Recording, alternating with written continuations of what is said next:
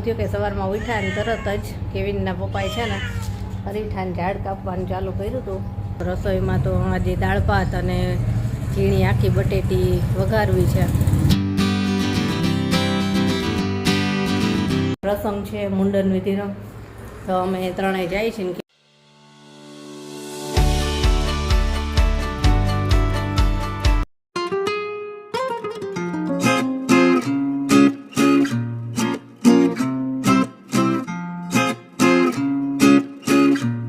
Good morning, જય શ્રી કૃષ્ણ. કેમ છો બધાય? મજામાં જશો. તો આજ છે સન્ડે અને રીટાબેન આપણે ખાસ ફરમાઈશ કરી હતી કે સન્ડેના બ્રેકફાસ્ટનો આપણે વિડીયો શૂટ કરજો. પણ આજે એવું થયું કે સવારમાં ઉઠ્યા ને તરત જ કેવિનના પપ્પાએ છે ને અરીઠાને ઝાડ કાપવાનું ચાલુ કર્યું હતું. ધડાધડ બધું કાપી નાખ્યું. જેટલા અગાસી ઉપર બહુ ડાળખા આવતા હતા ને બધા કાપી નાખ્યા, ઘણું બધું ઓછું કરી નાખ્યું. અને આજ જોવો તમે પાન સાવ થોડાક જ રહ્યા છે. એટલે પાછા અગાસી ઉપર પાણી એટલા બધા ભેગા થયા હતા ને અરીઠા એટલા ભેગા થયા હતા ને ઢગલો થઈ ગયો હતો. અને પાછી એમને કાપ્યું એટલે સવારના છે ને એમાં જતા અને લગભગ 8 થી 10 કોથળી ખાલી પાનની ભરાણી, એટલો તો કચરો હતો. અને એક કોથળો ભરીને અરીઠા થયા. તો અરીઠા એ અગાસી ઉપર જ ઉપર રાખી દીધા છે કે હજી થોડાક સૂકા થઈ જાય એટલા માટે. અને ઘણા લોકો ઓલા ઘઉંની કોથળીનું પૂછતા હતા, તો મેં કીધું હતું કે કેવિનના પપ્પા ઘરે હશે ને ત્યારે હું એમને પૂછીને કહીશ. આજે ઘરે છે તો આપણે પૂછી લઈ. બ્રેકફાસ્ટનો વિડીયો તો કાંઈ થયો નથી કેમ કે સવારમાં જ આ બધું કાઢ્યું ને એટલે એ બધું સાફ સફાઈમાં જતા અને પછી તો બહુ મોડું થઈ ગયું અને બ્રેકફાસ્ટનો ની કાંઈ વિડીયો શૂટ કર્યો જ નહોતો. આમાં એટલી બધી વાર લાગી ગઈ ને.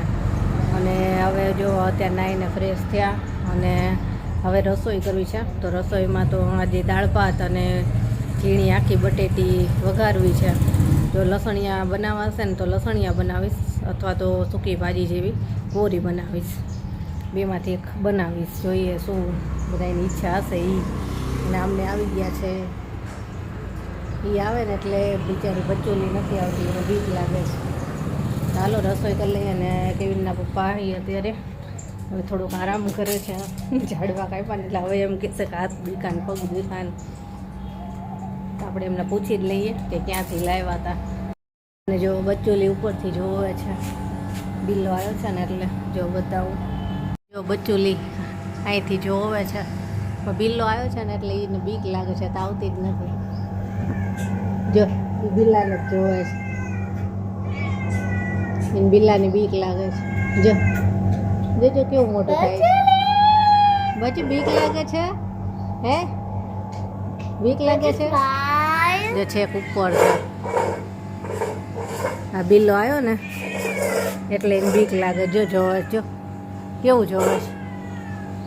બિલ્લો આવ્યો, જો તારેથી બિયાય છે. બચુલી બિયાય છે તારેથી. કેળા પાક્યા કે નહીં? કેળા થોડાક હજી મોટા થાય ને આપણે વેફર કરવી છે. હોય શું છે? જો બચુલી બિયાય છે, હજી જોવે છે. સમજો હજી જોવે છે.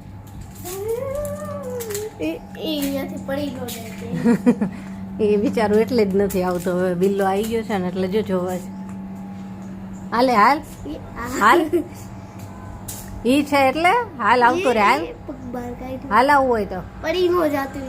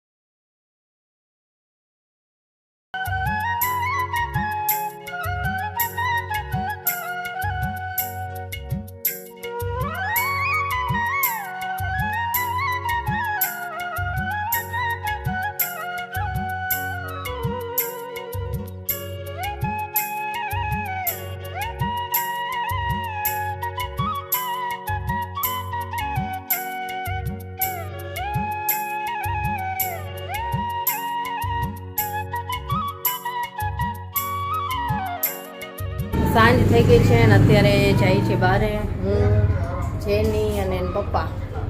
સ્ટાફમાં એક જગ્યાએ પ્રસંગ છે મુંડન વિધિનો, તો અમે ત્રણેય જાય છે ને કેવીનને તો એક્ઝામ છે તો એ કે મારે વાંચવાનું છે તો કે નથી આવવું, નહીં તો બાકી થોડીક વારમાં પાછું આવવાનું છે. જેની કે મારે આવવું છે તેને લઈ જાય છે એટલે થોડીક વારમાં જ પાછા આવશું.